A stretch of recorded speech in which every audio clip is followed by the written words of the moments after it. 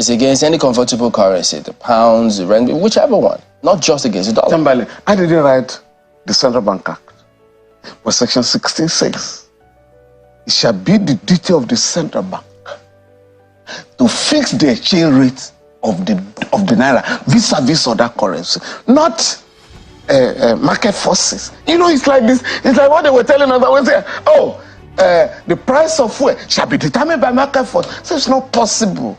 It's not possible. So can the CBN wake up tomorrow and say, well, the exchange of the naira against the dollar is 300? That is the duty of the Central Bank.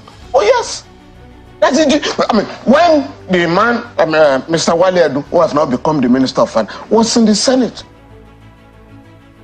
for screening, what did he say?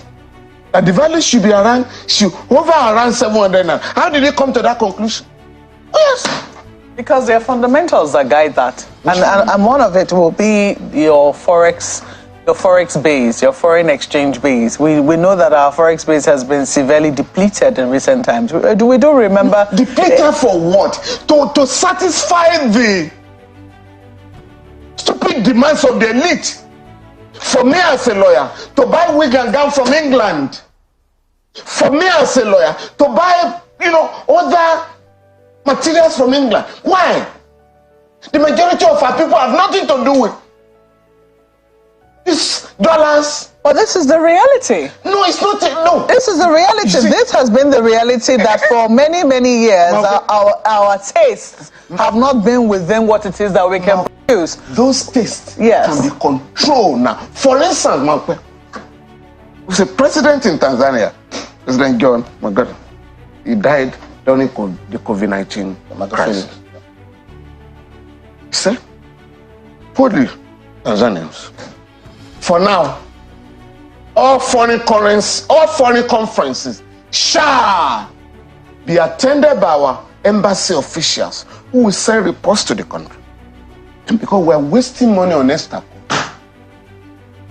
Now, a country can do that. In 2020, nobody went to Mecca or Jerusalem because of COVID-19 crisis, pandemic. So I can now say as a government, for the next 4 years, because of the economic crisis, if you have been to Mecca before, you will not be allowed to travel to Mecca. If you have been to Jerusalem, you will not be allowed to go to Jerusalem. Let others, because you cannot, in Nigeria, it's difficult to ban, people going for holy pilgrimage. We can now say, any school that operates in Nigeria, we're going to charge you, going to arraign you in court, the management, if you charge dollars. For anybody who wants to go for a conference abroad, can the government find out how relevant that conference is to the economy? Any government official or private individual? Oh yes, government official. Okay. And for private individuals, what do you want to import into the country that cannot be produced locally? So this is how you control this rat race for dollars. So you must take control of your economy. So this is it. But the government is not prepared. Why must you allow less than 1% of the population, politicians, professionals, and others, to destroy the economy? Because they are looking for dollars. You want to trade in dollars. You want to sell properties in Lagos, Abuja, Port Harcourt, and others in dollars. It's illegal. You want to collect rents in dollars. It's illegal. We know the schools that are charging dollars. It's illegal. So once you strengthen the naira, this crisis will be minimized.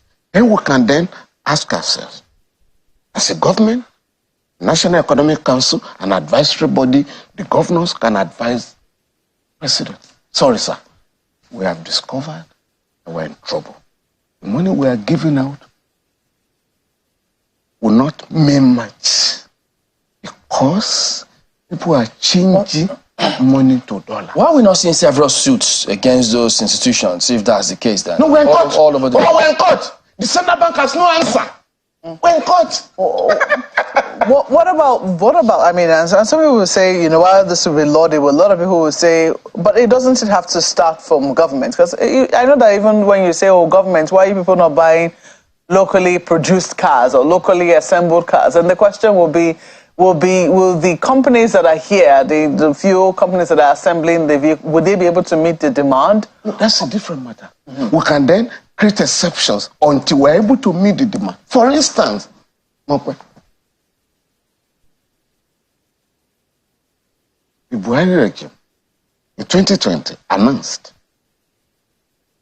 that because of the exchange problem, we can no longer continue to subsidize fuel importation. What we are going to do is to encourage vehicles to be converted from PMS-run vehicles to CNG. And 250 billion naira was earmarked by the central bank for that.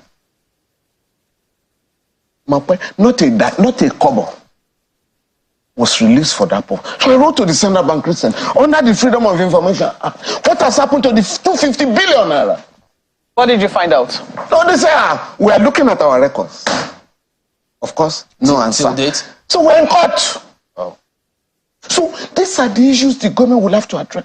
Around Benin Delta, around Edo Delta area, not less than 10,000 vehicles are run on CNG. Because it's eco-friendly, it's cheaper. So why is the government not adopting that? Electric vehicles. Zimbabwe. The Chinese were mining lithium illegally. That country said, sorry, exportation of lithium is illegal. No, the Chinese are building a factory in Zimbabwe, a $300 million factory. Now, we have lithium in abundance here. And it's been taken away. I mean, just yesterday, a friend was asking me, how can this government appoint Dele Alaki as Minister of Petroleum? I mean, solid mineral. It should be information. I said, do you know the implication? That annually, $9 billion worth of gold is illegally taken out of Nigeria. With according to a former minister, Dr. Oga, through private jets. Oh, yes. $9 billion. Yes, $9 billion. Gold alone. They've been able to put a value to it. Oh, yes. You can Google. I'm not talking of lithium.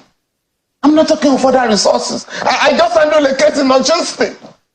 You know, under our Minerals Act, if you are mining gold or any mineral, solid mineral, in my farm, in my land, what does the law provide? 100 naira per acre. I know the law. So you are moving me out of my land. I'm a farmer. This is where I farm. But you said, no, get out of the place. The government has taken over your land. We'll pay you 100 naira. So they were going to give our client 150,000 naira. And they came to us, what are we going to do with this? I said, don't worry, we'll go to court. So we went to court in the Federal High Court of Osogbo. Oh, the other lawyer said, no, this is what the law provides. I said, no. Section 44(1) of the Constitution says, if you take over my land for public purpose, I will prepare a fair and just compensation. The law, the judge, this man, awarded 250 million naira to our client. Well, you know what I discovered? Unfortunately, after the case, unfortunately for the company, we discovered that in 5 years, that company will make a profit of $500 million. No tax. Do you run a country that way? And you are asking the poor, tighten your belt. Do you run a country that way? That one company will make $500 million in our country. Why would there be no tax on it? No, the government wants to encourage, people to invest in that area. The company will invest only $245 million. And a foreign company, a Canadian company, through a Nigerian, they say $1 or whatever they call themselves. And that's all. Meanwhile, the state government, the Osun state government, is entitled to 13% Derivation. derivation. So this is the problem.